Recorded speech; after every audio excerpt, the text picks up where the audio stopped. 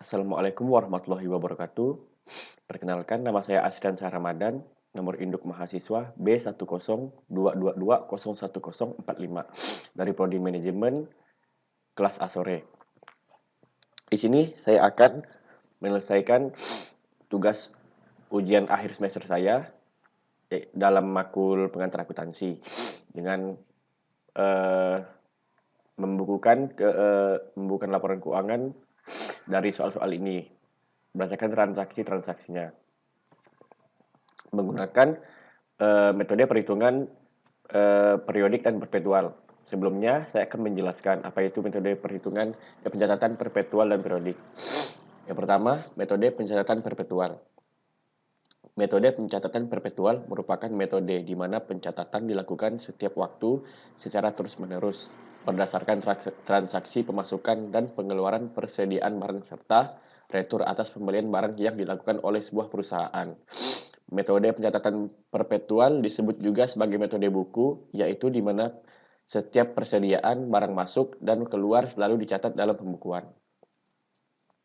Kemudian untuk metode pencatatan periodik, metode pencatatan periodik merupakan metode pencatatan yang sederhana dan mudah untuk dilakukan. Dalam metode ini, pencatatan atas pembelian dan penjualan dibedakan satu sama lain. Pencatatan atas pembelian akan dicatat dengan mendebet akun pembelian dan mengkredit akun kas atau hutang. Sedangkan untuk pencatatan atas penjualan akan dicatat dengan mendebet akun kas atau piutang dan mengkredit akun penjualan. Masuk ke dalam soalnya. Yang pertama kita akan membuat jurnal umum periodik dan perpetual. Dari transaksi yang pertama terjadi pada tanggal 1 Desember membayar sewa toko bulan Desember sebesar 2.400. Jurnal umumnya pada uraian ditulis beban sewa masuk ke debit sebesar 2.400 dan kas masuk ke kredit sebesar 2.400 karena kasnya berkurang karena membayar beban sewa tersebut.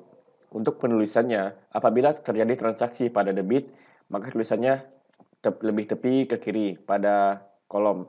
Sedangkan untuk apabila transaksi terjadi secara kredit, penulisan akunnya contohnya kas lebih ke kanan atau lebih ke tengah.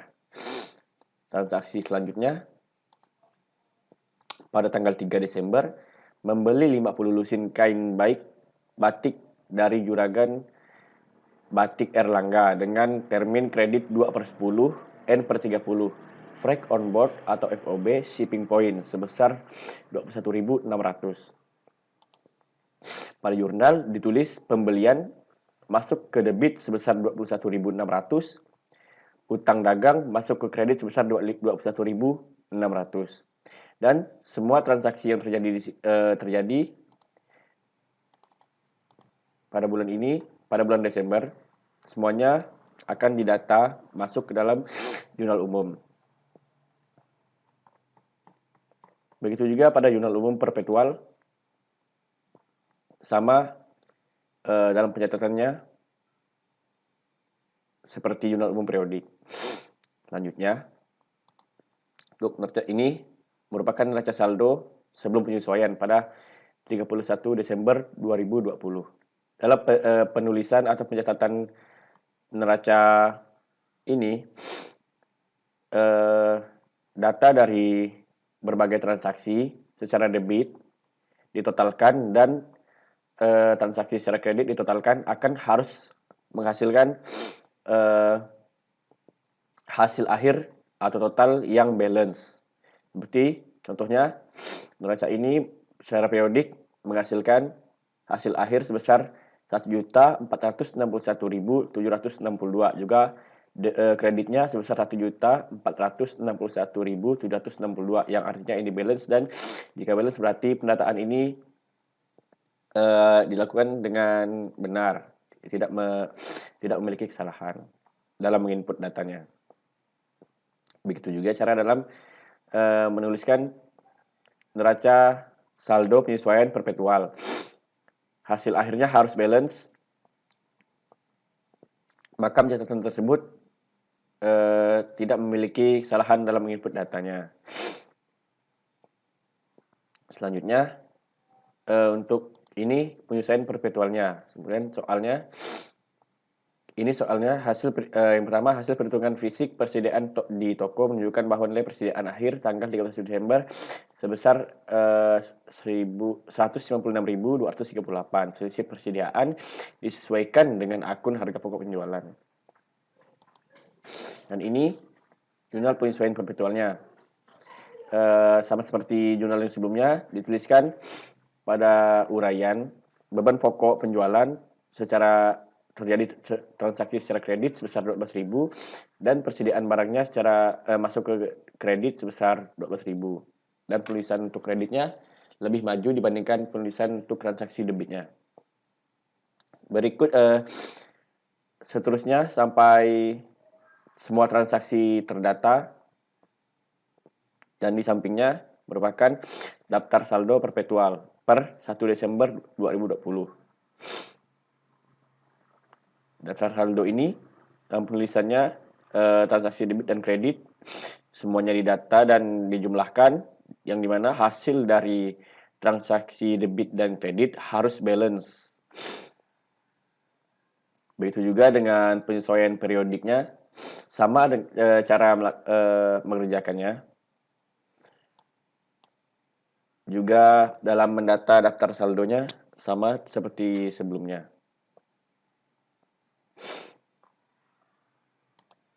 Setelah itu, ini merupakan daftar saldo sudah penyesuaian metode perpetual.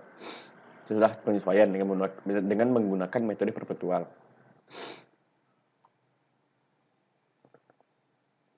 Data-data ini merupakan transaksi dalam 1 bulan dari tanggal 1 sampai 31 Desember. Sama seperti sebelumnya, penulisan debit dan kredit dijumlahkan dan hasil dari keduanya harus balance. Sama berikut ini ada saldo sesudah penyesuaian menggunakan metode periodik. Sama seperti sebelumnya, dalam menginput data ini transaksi debit dan kredit dijumlahkan dan totalnya hasil akhirnya harus balance. Ini merupakan kertas kerja. Kertas kerja ini sangat banyak sekali data. Dalam kertas kerja ini menginput data di dalamnya. Salah satunya merupakan contohnya daftar saldo, jurnal penyesuaian, daftar saldo sesudah penyesuaian, laporan laba rugi, laporan posisi keuangan.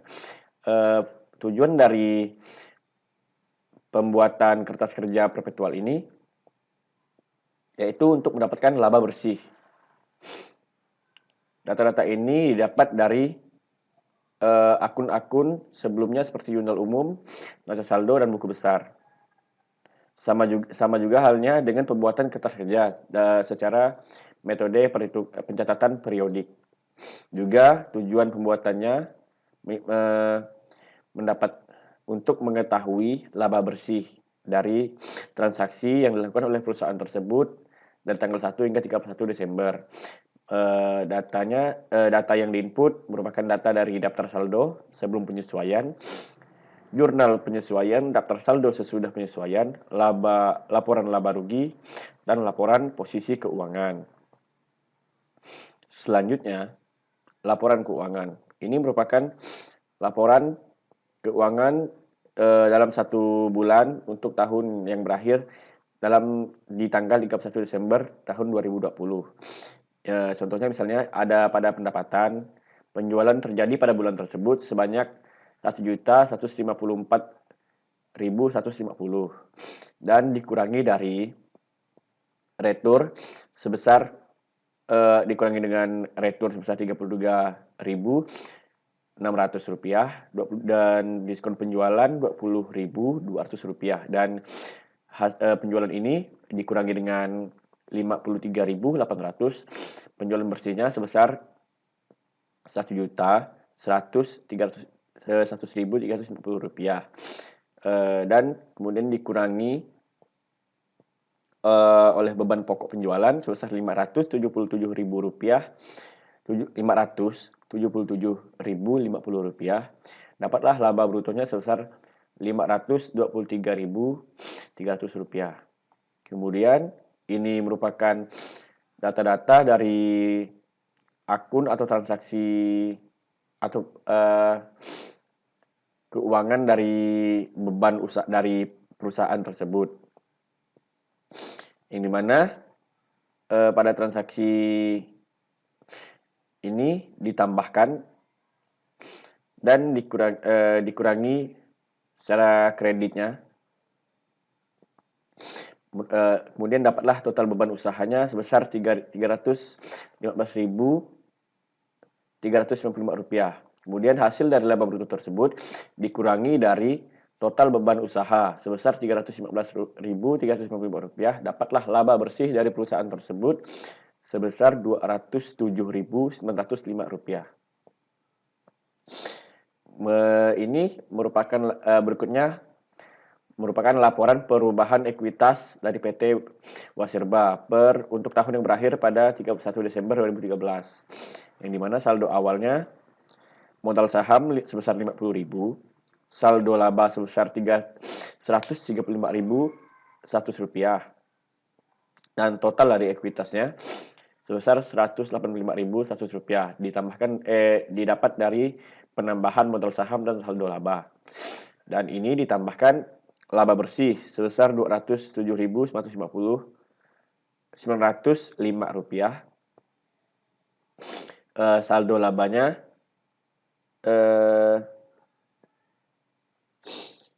saldo awal dari laba ditambahkan dengan laba bersih, kemudian dikurangi dengan dividen, didapatlah hasil sebesar Rp298.005. Dan ekuitasnya sebesar pada awal Rp185.100 ditambah dengan laba bersihnya Rp207.905 dan dikurangi dengan dividennya sebesar Rp45.000, dapatlah hasil Rp348.105. Dan ini laporan posisi keuangannya per 31 Desember 2020. Yang dimana aset lancar kas BNI sebesar Rp27.787, piutang dagang Rp43.550, persediaan barang dagang sebesar Rp196.238, asuransi dibayar di muka sebesar Rp3.750, dan perlengkapan toko sebesar Rp1.500. Dan ditotalkan dapatlah total aset lancar sebesar Rp272.825. Kemudian dan aset tetap peralatan toko sebesar Rp156.500. Akumulasi depresi peralatan toko sebesar Rp37.800.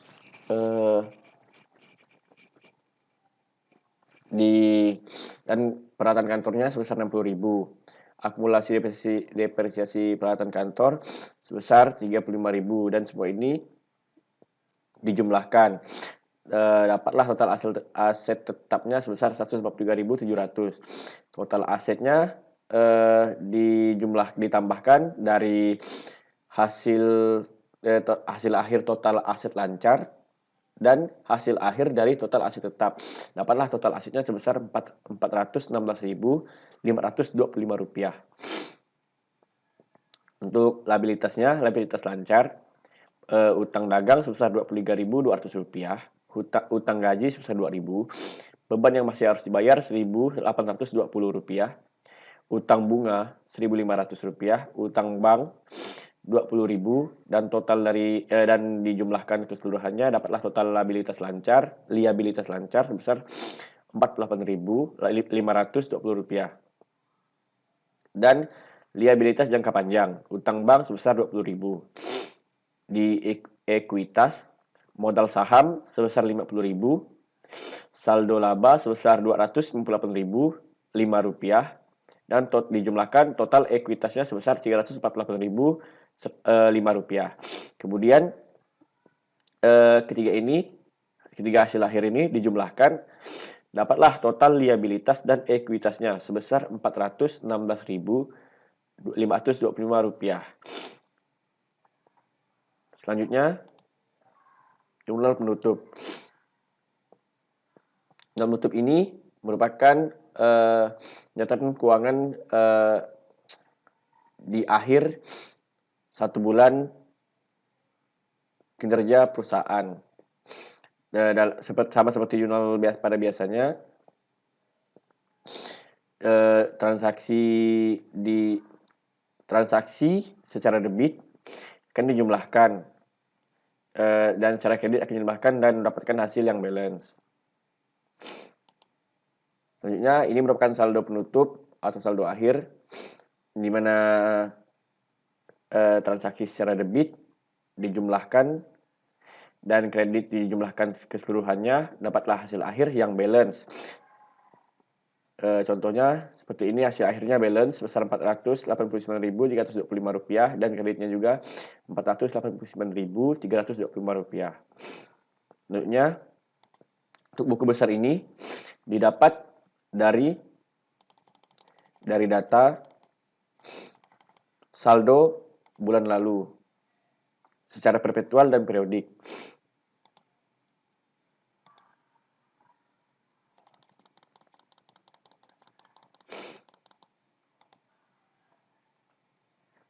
Untuk pembuatan buku besar ini, segala transaksi per satu akun, misalnya pada kas, dalam 1 bulan keseluruhannya didata dalam buku besar, baik itu terjadi secara kredit dan debit, dan dapatlah hasil akhirnya dari satu akun tersebut, misalnya kas, dalam 1 bulan itu. Sama juga dengan piutang dagang. Ini merupakan buku besar metode periodik, dan ini merupakan buku besar secara perpetual, dan cara perhitungannya atau pendataannya atau pencatatannya juga sama seperti sebelumnya. Mungkin cukup sekian dari penjelasan saya. Mohon maaf apabila ada kekurangan dan segala kesalahannya. Sekian dari saya. Wassalamualaikum warahmatullahi wabarakatuh.